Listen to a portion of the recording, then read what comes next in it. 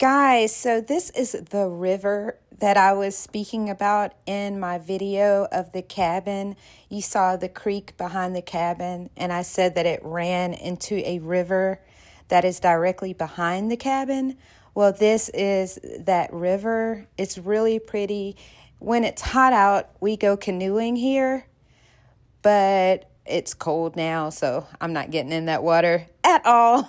But it's a beautiful river, and we come out here sometimes though and watch for eagles and otters. You can see the otters playing in the water sometimes. So it's very calming, peaceful, and relaxing. You can hear the water even inside of the cabin. And this is the vibe that I am on tonight. I just wanted some wine. I got my book out. I'm going to read Stephen King Elevation tonight. It's a very short book. It's only about 146 pages. And I will read my devotional for the night and again tomorrow. Hey y'all, hey, it is me. I am back. It is the next morning and I have gotten a good night's sleep. I will be getting ready to head out very soon. So I wanted to drop in and say hello. Don't laugh at me in my Minnie Mouse PJs. But like I said, I just got up, washed my face, got some coffee, etc., etc. But I have not gotten myself ready for the day. Also, excuse my hair. I've just taken my rollers out.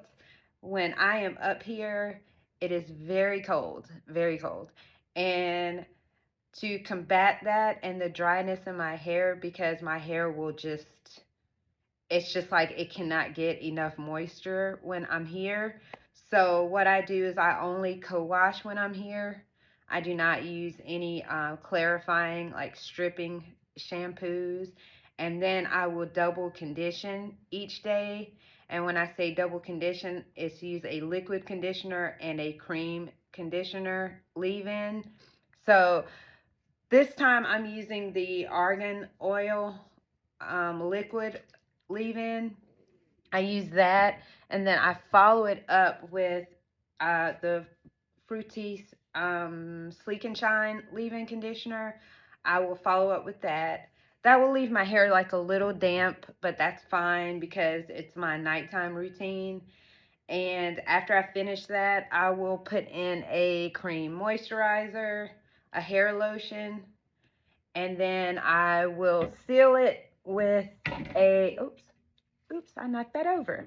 I will seal it with this argan oil spray. It's like a weightless spray. So I'll seal it and then I will roll it up. And I use these foam rollers that have a bend in them. Like you can bend them and shape them in any way that you want.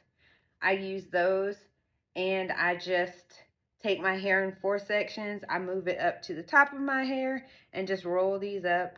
And that is how I style my hair when I'm here. And it's nothing glamorous or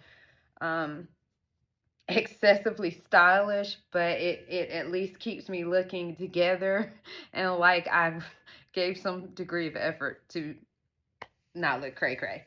But that is what I do up here, and I have to do that because if I don't, my hair will just dry out and it'll start to break.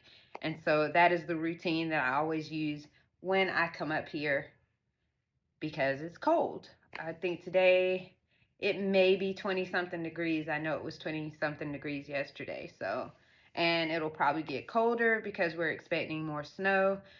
And so I just have to make sure to keep some moisture in my hair. Now, you saw my vibe last night. I was on my wine, fireplace, and reading.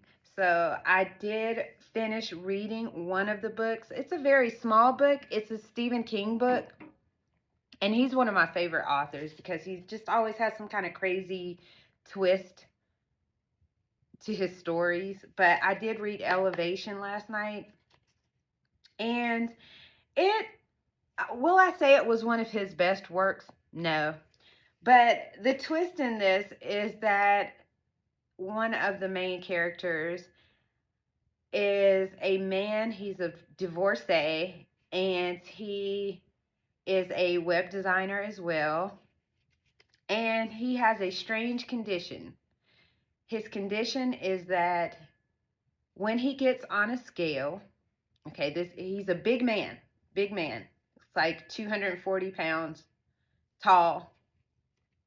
But when he gets on the scale, his weight starts decreasing. But his body is not changing. So he physically looks the exact same, but his body is basically becoming weightless over time. And he can, if he had like a 50-pound weight in his hand and he got on a scale, the scale would still read the same thing with or without the weight. And his body is not physically changing. He still has the same physical appearance as if he was 240 pounds, but he might be 115 pounds. It's very strange. And I expect nothing less from Stephen King. And then the other main focal point of the story is about a same-sex couple that moves into his area, his small town, and basically how they forge a friendship and the adversities that that couple faces in this small community. But it is a very good read. It's only 146 pages. And I chose this because when I come up here, I have to get my mental reading, I don't know, my brain, I have to get it acclimated to reading, because when I'm home, I listen to a lot of Audible books, but I don't physically read hardback books, so I love them. And I find that the more that I do it, the faster and faster I become at reading through books. So when I'm up here, I could read. I think the most I've read, I think I've read 5 to 6 books that were like heavy duty books, because more and more, my reading just speeds up. My comprehension kind of kicks into gear, and then I don't have to go back and reread to make sure I get a proper understanding and all that stuff. But anyway, I am an avid reader. I've always been. My best friend that I've had for 40 years, we met on the school bus.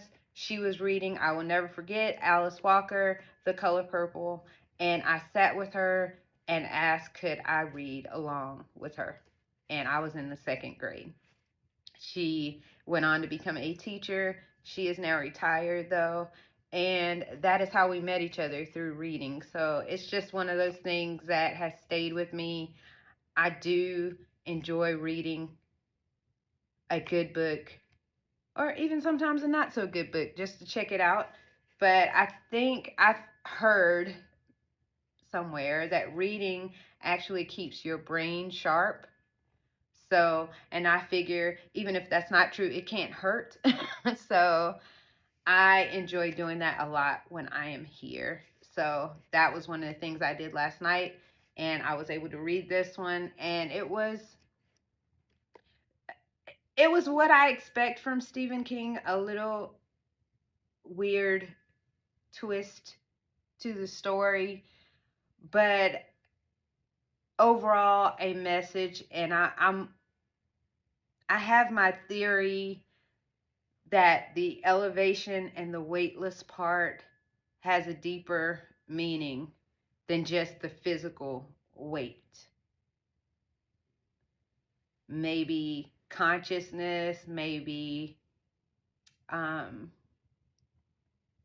even the process of death. I'm not really sure. But anyway, it was worth the read. And then each day I read a devotional from this book. Now, I'm not like the most religious person, and I'm not necessarily a huge Joyce Meyer fan, but I enjoy this book. It just is a 365-day devotional book, and I enjoy just reading one each day. How I generally do it is I will read, because I'm usually up pretty late at night, and I will be up after midnight most nights. So I will reread the thought at midnight. I will reread the previous day's devotional. I will read, well, I'll start it off this way. When I wake up in the morning, I read the devotional for the day that I am in. At midnight, I will reread that devotional for the day that is past, just passing, and I will read my devotional for the day that has come. And I will do that again in the morning time. So, it's just it just helps me to center myself and maybe think about some things that I haven't been thinking about. The one for today was how your attitude affects an outcome. And I really thought it was kind of insightful, and it's something that I actually needed for that day. Basically, it's saying that you don't have to verbalize your thoughts to people to express your thoughts. And it gives an example of, you go on a date with someone, you may not always have the most to say, but your actions and how you carry yourself will indicate to the person whether you like them, are interested, etc. So you have to use that same premise in your day-to-day life, and thinking about how you act, the nonverbal cues that you give to people, how that affects your day-to-day interactions, and how thinking good and behaving in a good and godly way, how that affects your surroundings and how people interact with you, how you interact with people. I just thought it was a really good devotional for the day. And my next one was patience, was about the value of patience and not trying to rush everything. We usually want things and we want it right now. And that is not how life always works. So I will be reading the patience one again later, because that is something that I'm really trying to work on within myself. So it was a good reminder that it's something I should be thinking about, patience. So I will leave you guys with that. And, I'll be back here and there with my little, just little videos like this, and just checking in with you all. I hope that you are having a great day. I hope you have a great week coming up, and I will talk to you soon. Bye. And this is just a view of the finished product when I pull everything down. It's not anything wonderful, but it does the job. Bye.